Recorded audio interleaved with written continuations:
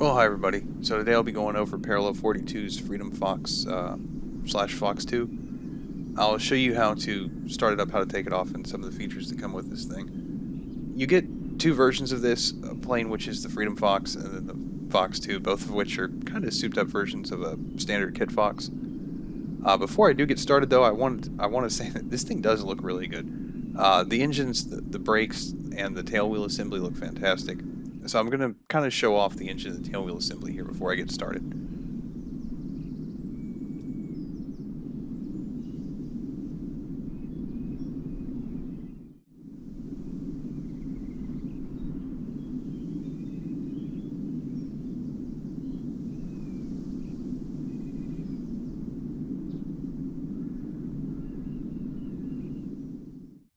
Alright, so here we are in the Freedom Fox slash Fox2. Now this one is the Fox2, it's not the Freedom Fox.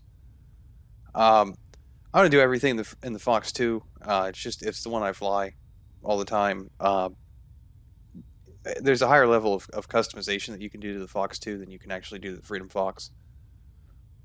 I think the only thing that you can actually change in the Freedom Fox is the pilot model, so you can make it look like Trent Palmer if you want to. Otherwise, all of the customization is going to be done with the Fox2, and there's some pretty neat options for this plane, to be honest with you. So, as far as how it looks here in the interior, I think it looks really good. There may be a few things that you could kind of point to, one of which, if this was a real plane, would worry the hell out of me, and I probably wouldn't want to fly it, which is this weld up here. But other than that, it does look really good, so, you know. And it looks good on the exterior too. I mean, this plane is actually a really good looking plane. So we'll go ahead and run through all the features and everything and then get it started. All right. Well, there are not too many features in here in the plane. Most of what you can do to this thing is actually going to be customized through the mod manager that comes with it.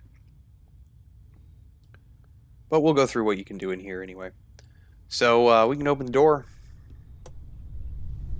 And now I will say that this thing looks kind of like it's glitching out, like it's not sitting still.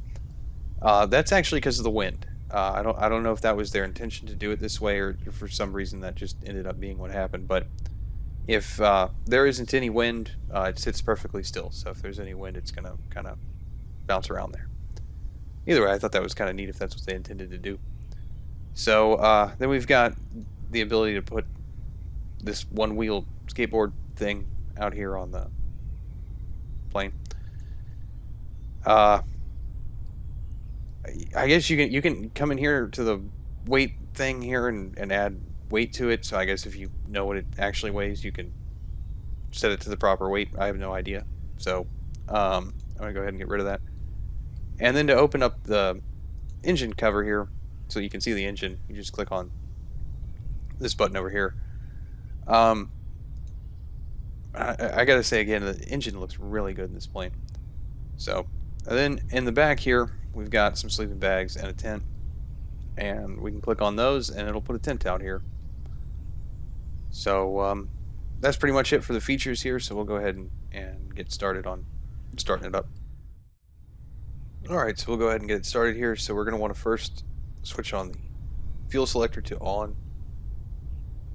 And then, up here, turn the battery switch on, flip start power to start power, and then we'll come up here and flip on the fuel pumps. Now, it doesn't matter which switch you click on, it's going to turn both of them on at the same time.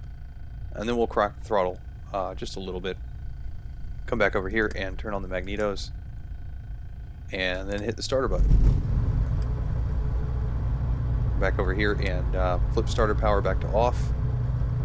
And I'm going to go ahead and close the door here.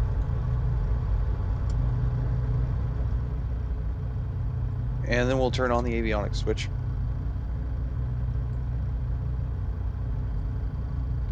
Now, most of this is pretty much just the standard default thing for Microsoft Flight Simulator. So, I've got airspeed, altitude, your HSI, attitude indicator, climb indicator too. Now, over here on the right side, you've got manifold pressure, RPM, oil pressure, all of this stuff. This is actually a mod. Now it does come with the plane, so you won't have to go find it or anything like that. It's already contained in the mod manager. You'll just have to install it for it to actually show up like this. I prefer to have this on anyway, so I just went ahead and did that. Now, as far as this plane goes, it is pretty much bone stock. This is the only mod that I have on it right now. But we've got it started, so we'll go ahead and head out to the runway here and take it off. Alrighty, so we're out here in the grass today.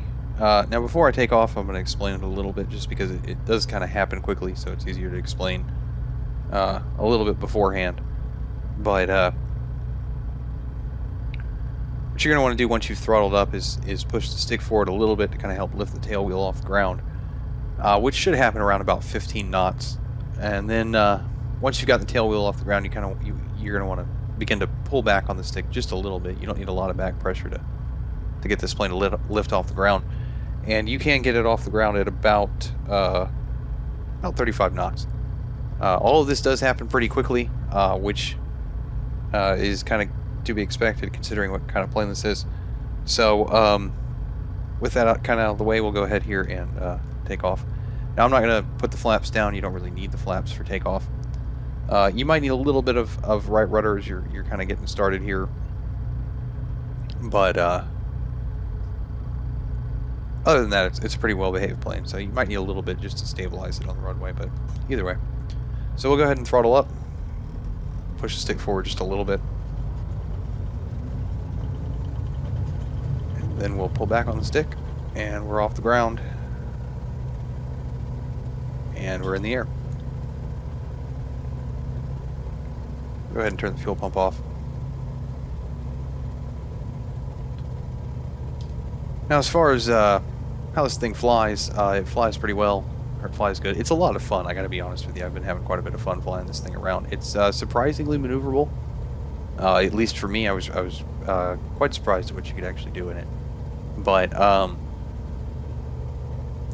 now the one that I'm in is again the stock version, and so as far as top speed goes, I think probably only really under its own power, really only going to get about 100 knots out of it. Cruising speed is going to be something like 96. You're gonna overspeed it around about 124 knots.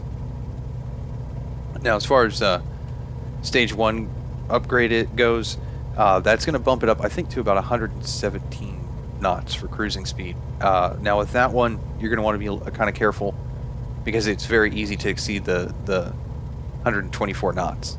And it really will do it under its own power pretty quickly. So I actually prefer to fly it around with the stage 2 upgrade, which I'm going to be completely honest is kind of ridiculous, but it bumps the top speed up to 147 knots, and it does upgrade the flight model so that it can handle all of that, and it won't break the plane at 124 like it normally does. But it does increase the climb rate to 4,200 feet per minute, so it gets a little ridiculous. But it's quite a bit of fun. So now, as far as the stall speed goes, there's not much to this manual. It's mainly just a checklist. So I kind of messed around with it. It seems to be somewhere around like 35 knots is where it's going to stall. Now it's pretty easy to actually get itself out of a stall, or for you to get it out of a stall. You know, I mean, if you manage to get yourself into one, yeah, even if you're pretty close to the ground, you should be okay. Now, one of the things I do like about this plane is kind of its visibility.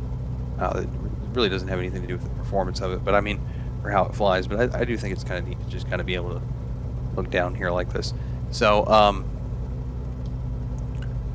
and I will say that I have been trying to land in rather odd places with this plane, and it's been kind of fun. So, we'll go ahead and bring it in here for a landing. I guess I'll just skip to the landing part here, because otherwise this is going to take a while to get back to the airport over there. Alrighty. Now, as far as how to land this plane goes, this whole bit pretty much just comes from me messing around with stuff and what seems to work. The manual's explanation of how to land is to fly low and and not die, which is great advice, but uh,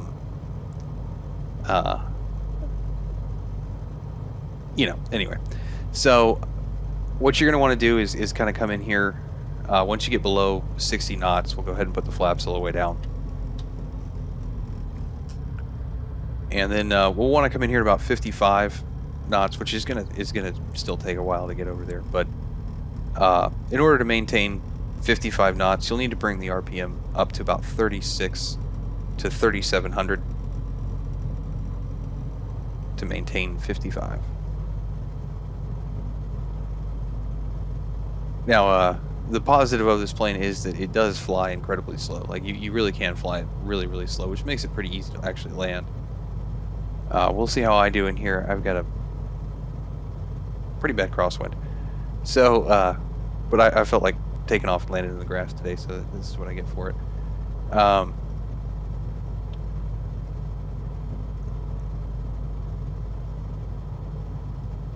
So kind of once we get over these trees here, we'll go ahead and reduce the throttle down to about 10%. And then we should touch down right at about 35 knots. 40 would be okay. It's a little bit easier to do. I would say at 40 you're further away from stall speed, so you won't have to worry about something like that.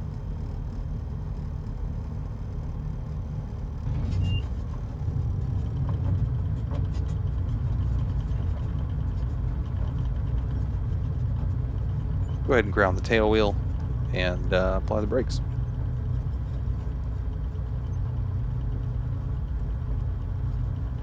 And that's pretty much it for the Fox2 here, so we'll go ahead and go into the review, and that'll be it for today.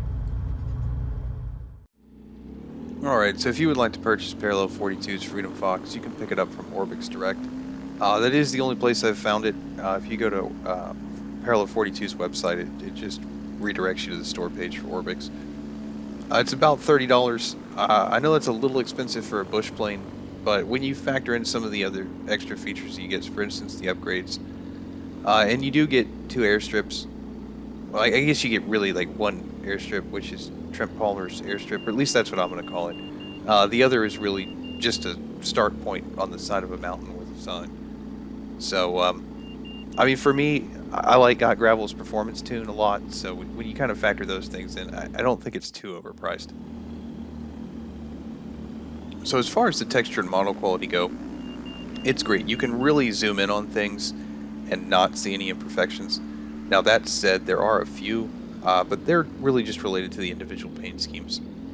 I don't really remember, but I think there were really only 3 of them that I noticed, and they tend to just be on the interior pilot door. So overall, the texture on the exterior and the interior is actually really good. The model quality is also really good. There is a high level of detail in this plane. The engine, the brakes, the tail wheel assembly really did impress me. So overall, the visuals of this plane are fantastic. The flight model is a lot of fun. It's much more maneuverable than I expected it to be. According to the store page, they worked with Trent Palmer to test this thing, which makes me think it's pretty good, or at least as good as it can be in Microsoft Flight Simulator. Now, as far as the Fox2 goes, once you get Got Gravel's performance tunes installed, it does get a little bit ridiculous. Not in a bad way. It's not a complaint or anything like that. But either way, those are actually quite a bit of fun to go mess around in as well. The roll rate isn't great, but you can do loops and stalls and stuff like that. It's overall it's a pretty fun little plane to go fly around. The sound quality is good. That being said, I've never been in one of these, so I'm not entirely sure how realistic it is. But again, because they say they tested this with Trent Palmer, I'm going to assume that it's probably pretty accurate, or at least it sounds pretty accurate. Now, I didn't notice any audio issues or anything like that, so there wasn't any sort of a hollow sound to it, or things didn't work. So overall, the audio and the sound quality is pretty good in this one. So overall, I think the Fox is a fun plane. It looks great. It sounds great. It's a lot of fun to fly. I know I've said all those things a couple of times already, but Parallel 42 really did impress me with this one. So that's pretty much going to be it for today. So thanks for watching, y'all.